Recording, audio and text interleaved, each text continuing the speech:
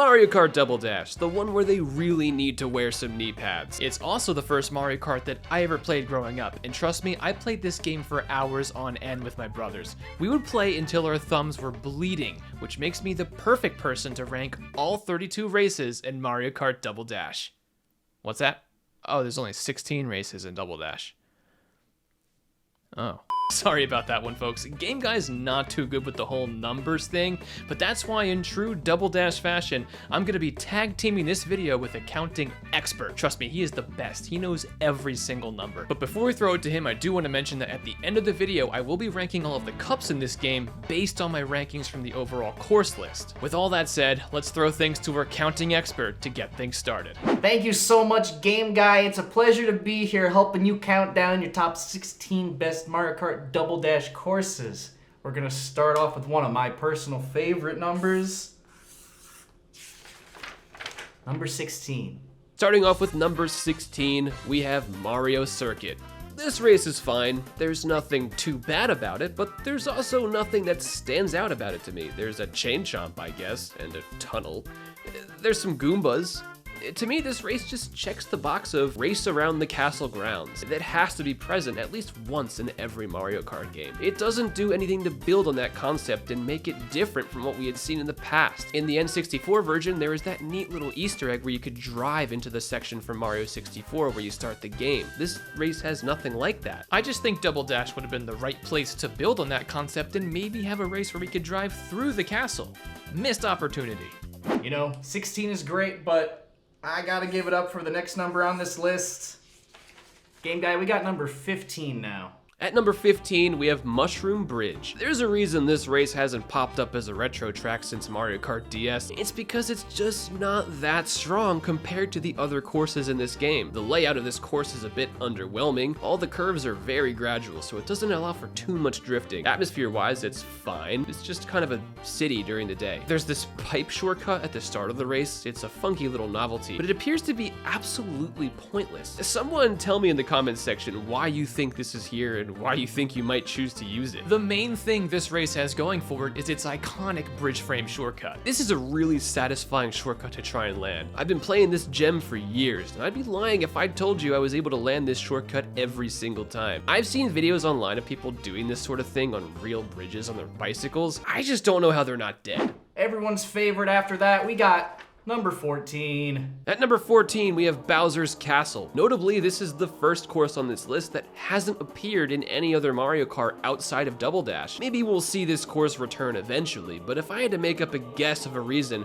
as to why it hasn't come back yet, it's probably because as a fully 3D course, it doesn't have nearly as much going for it as some of the other 3D Bowser's Castle tracks that have popped up later in the series. It's a bit basic for a 3D course when you compare it to the obviously more complex Bowser's Castles from Wii and 8 Deluxe, but since it is 3D, it's not quite retro enough to fall into the same category as the remakes from the SNES or the Game Boy. It's sort of stuck in between those two types of tracks. So unless they make the deliberate decision to include every single Bowser's Castle in a single Mario Kart game, it's hard for me to really see a reason to bring this Bowser's Castle back over some of the other ones that are out there. That said, I do like this race, and I think it has a nice layout, but the problem with it for me comes mostly from the visuals. I just feel like even for a GameCube game, the ambience of this castle is just a little bland. I can't quite put my finger on it. Maybe it's the muted gray tone of all the castle's walls and hallways. Ever since I was a kid, this was just one of those races that kind of felt like a chore to play through. It was that required course you had to play before playing on Rainbow Road. The best thing about this race, in my opinion, is the portion where you're driving head-on into a giant Bowser statue that's blowing fireballs at you. This is just a menacing scene fit for this style of race, and it contains possibly one of the most satisfying shortcuts to land in the entire game when you drift around this curve here. Overall, it's a fine race, but I can definitely see why it's been trapped in Double Dash for all these years.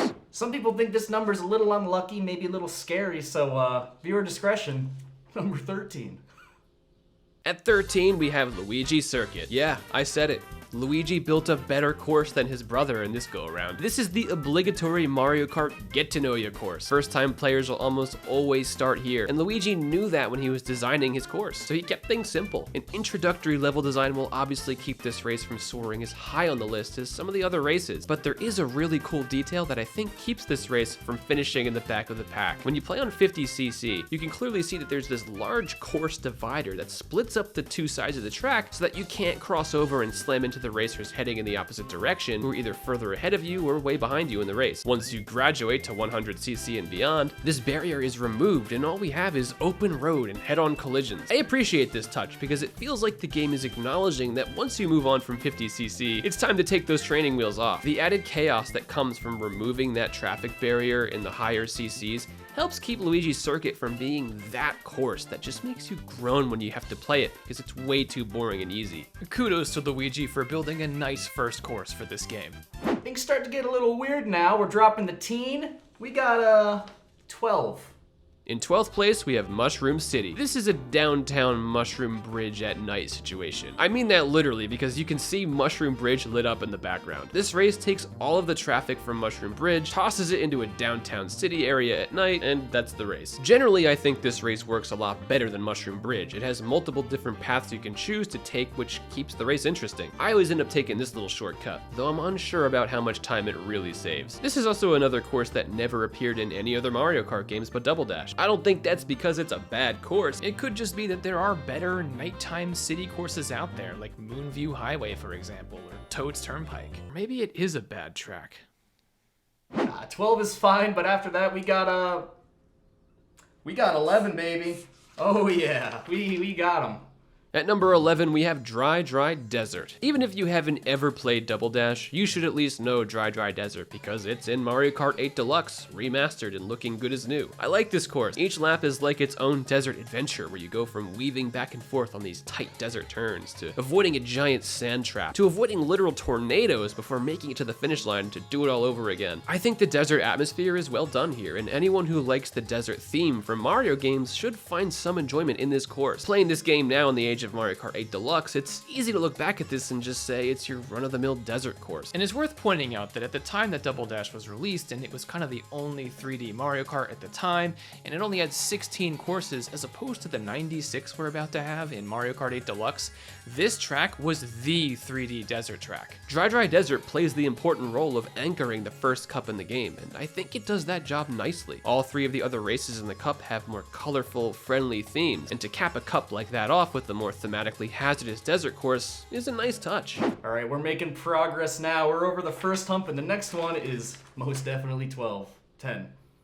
Going from one sandy course to another, at number 10 we have Peach Beach. Every Mario Kart game has that race that everyone knows is the first race you played when you first got the game. Usually it's the first race of the Mushroom Cup. In this case, it's Luigi Circuit. In Mario Kart Wii, it's also Luigi Circuit. But no one ever talks about the importance of the second race in the game. And here we have Peach Beach, which offers a nice stepping stone into what more Double Dash has to offer beyond Luigi Circuit. This course is heavily inspired by Mario Sunshine, with the beach summer theme, the Cataquats roaming the beach ready to flip over your cart, and the Piantas and Nokis spectating on the sidelines. This race has another one of those weird, pointless pipe shortcuts too, like the one in Mushroom Bridge. I'm not even gonna call this a shortcut because it's more of a detour, for being honest. The actual shortcut comes when you have to decide which path to take when you get to the beach. You can take the slightly longer way, inhabited by Cataquacks, or you can try to take the shortcut, but the catch here is that you risk getting slowed down by the ocean tide, which can actually make this into a longer route. I think it's neat that this course has a shortcut that's not always a shortcut. It adds a bit of gambling to the race that isn't there in many other courses. And as someone who grew up on Mario Sunshine, this is a track that just makes me happy, and that definitely counts for something. The other aspect that this race, and really Double Dash in general, has in common with Mario Sunshine is the fact that you can see other courses in the backgrounds of the races you're playing. In this case, you can see Daisy Cruiser in the background. And speaking of Daisy Cruiser,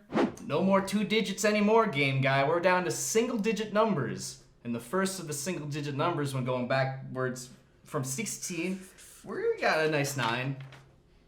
At number 9, we have Daisy Cruiser. This race is one of the first tracks I think of when I think of Double Dash. It's one of the cooler concepts for a race that I think has shown up in any Mario Kart game. It's an entire track, all contained within one cruise ship. It really does hit all the key parts of the ship too, from the swimming pool to the dining area where the tables are sliding all over the place because of the rocking ship, to the below deck shortcut. You get to explore every part of this ship in one lap. The atmosphere, like Peach Beach, is pure summer bliss, which is always a comfort food type theme in Mario games. Though I do get seasick in real life, so this race kinda gives me a little bit of PTSD. Minus points there. Uh-oh. You got mail.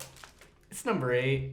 At number 8, we have Wario Coliseum. It is beyond me why this race has been trapped on Mario Kart Double Dash for all these years, but this race hasn't been remade a single time. It's definitely a longer course, and in Double Dash is limited to only 2 laps, which may have something to do with it, but I do think this is a great race. As the lead off to the Special Cup, it really sets the tone for the rest of that circuit. It makes it clear from the get-go that the races in this unlockable cup are hidden for a reason. They're more grand and elaborate than anything that came before it. Wario Coliseum also gives off that same stunt show vibe as Waluigi Stadium, but instead of being a dirt bike course, this course is like a bike cage suspended in the air over a bottomless pit. You know how most coliseums have that bottomless pit beneath them, right? No? Huh. Love a good 8, but you know what? You know what comes after 8?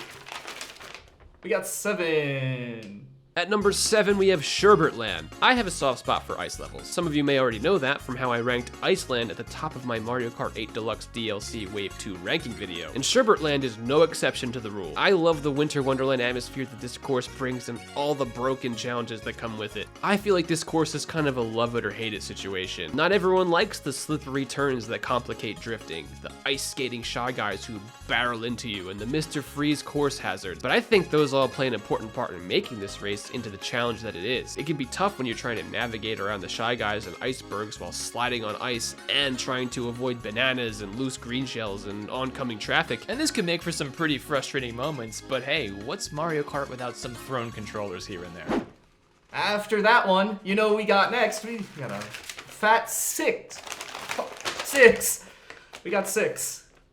At number 6, we have Dino Dino Jungle. This race really has a lot going for it, from navigating beneath the feet of a giant, stomping, rambunctious dinosaur, to riding along a thin bridge with multiple paths, to avoiding the geysers in the cave towards the end of the lap. This is a dynamic race. I love the theme. I think this is one of my favorite jungle-themed tracks to ever show up in a Mario Kart game. This race has 2 pretty solid shortcuts. One on the bridges that requires mastery over your control of the cart, and one on the cave that requires a mushroom or star to jump the gap. I also just love how friendly the dinosaur looks when you drive by his head on the bridge. I just appreciate the track design of letting us avoid his dangerous stomping feet, and then later in the level we just get to hang out with the cute little guy. If you've made it all the way to my top 5 picks on this list, consider liking the video and subscribing to the channel. We're trying to hit 1,000 subscribers by the end of the year and we're really almost there, so let's get there.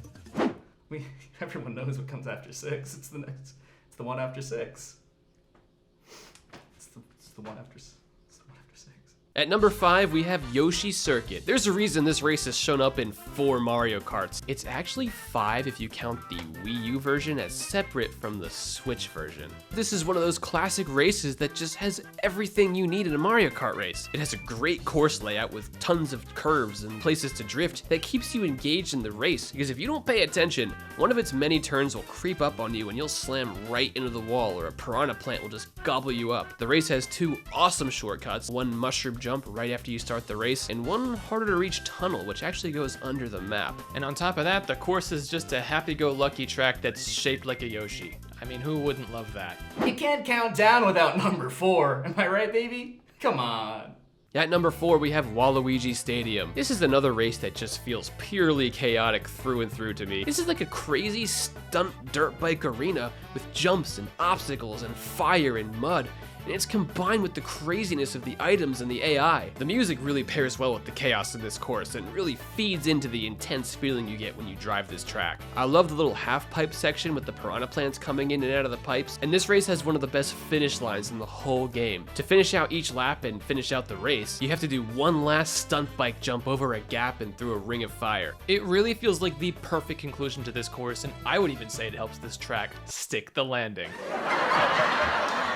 Thank you. Yes, yeah. I'm here all week. I know it's here. I had them all.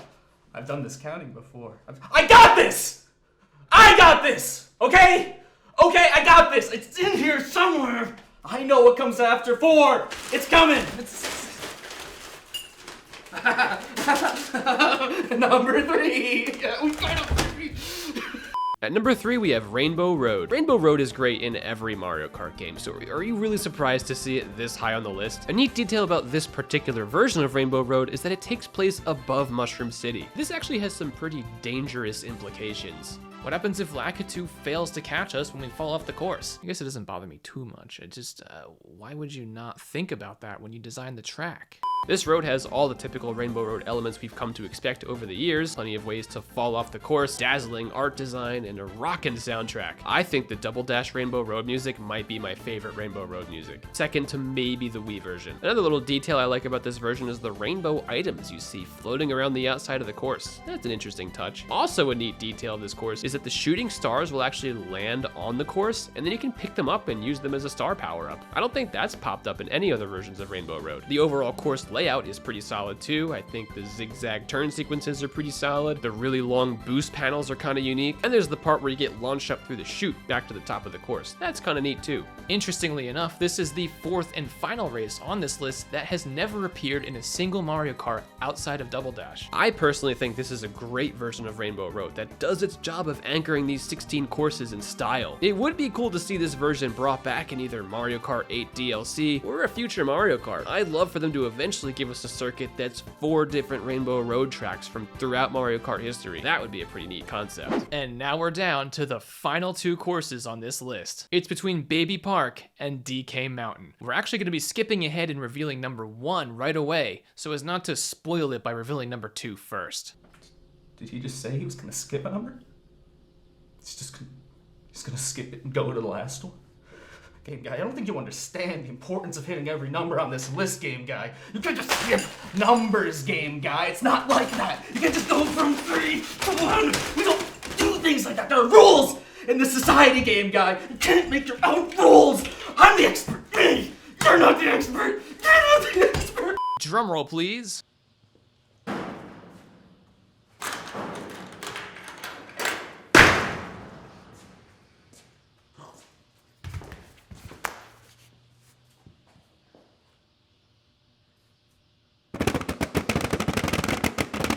My number 1 course in Mario Kart Double Dash is Baby Park.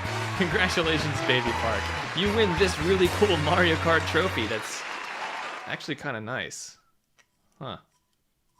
Yeah, no, I think I'll keep that. Let's talk about DK Mountain at number 2 first. This is another one of those classic Double Dash courses that has cemented its spot as an iconic Mario Kart track. This race, which was so close to being my number 1, was brought back immediately after Double Dash in Mario Kart Wii, but hasn't really been seen since then. The sequence of events in this race is pretty spectacular. You get shot out of a DK barrel cannon to the top of a mountain that you then have to race down as fast as possible. Kind of reminds me of this cheese wheel chasing event. The path down is full of zigzags and jumps and rocky roads and even some ledges you can try and jump over as shortcuts. One of the absolute best parts about playing this race with friends is how everyone will try to booby trap the bridge at the end of the course with bananas and item boxes to keep each other from crossing it. By that last lap, the bridge can become a real mess. I just consider this to be one of those iconic Mario Kart Double Dash tracks, and there's nothing more to it. And now for our number 1 pick, Baby Park. Now you might be saying to yourself, hey Game Guy, you could have picked any of the more creative races in this game for your number 1, but you picked the big stupid oval.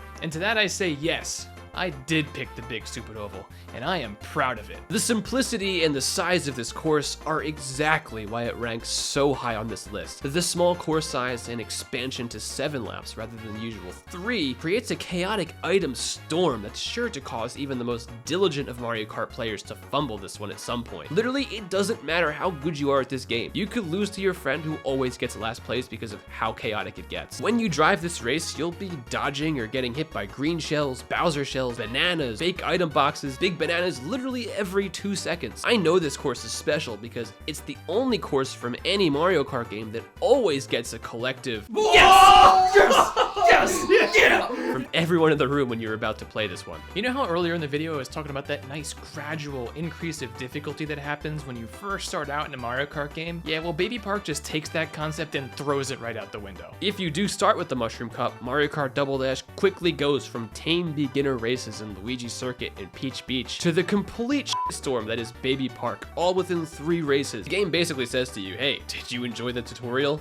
Yeah? Well, welcome to Mario Kart, bitch. Part of what makes this course so wild is the fact that the green shells and Bowser shells can actually be thrown over the middle divider. So not only do you have to worry about shells coming at you from behind or in front of you, but you also have to worry about stuff hitting you from the sides. The size of this race makes this item storm inescapable. In other races, players can end up getting pretty spread out throughout the course, especially some of the larger ones, or you can build up a large enough lead that keeps you safe from a lot of the items, but not here. Even if you're in first place, the course is so small that you're always within striking distance of a shell or 2 or 6. Can that get infuriating? Of course it can, but that's what Mario Kart's all about. It's been so hard for Nintendo to recreate this same chaotic masterpiece of Baby Park that they just said screw it and put it in 4 Mario Kart games. It's actually 5 if you count the Wii U version as separate from the Switch. It's 7 fast laps of pure chaos that to me perfectly illustrates everything that makes playing Mario Kart with your friends so special, and it's for that reason that it earns the top spot on my list. As promised at the beginning of the video, I did average out the rankings within each cup to find out how the cups rank according to my list. The Flower Cup finishes in 4th place with an average ranking of 11. The Mushroom Cup is in 3rd place with an average ranking of 8.75. The Special Cup is in 2nd place with an average ranking of 7.75. And the Star Cup takes the top spot with an average ranking of 6.5. What's interesting here is that my number 1 overall race is a part of the number 3 overall cup, which just goes to show you how strong both the Special and Star Cups are as a whole. As you can see, those averages are not that far apart, which would mean that there's a pretty even level of quality across this entire game. A stat that I find interesting about the Special Cup is that 3 of its 4 races have never appeared in any other Mario Kart since Double Dash, which is interesting considering it's ranked as one of the best cups on this list. Anyway, what do you think of these rankings? How would you change around my list? And would you rank the cups the same way that I have them ranked? Let me know in the comments below and maybe we can have a nice civil discourse about it. Break some bread, share some drinks, have a good time together, like human beings.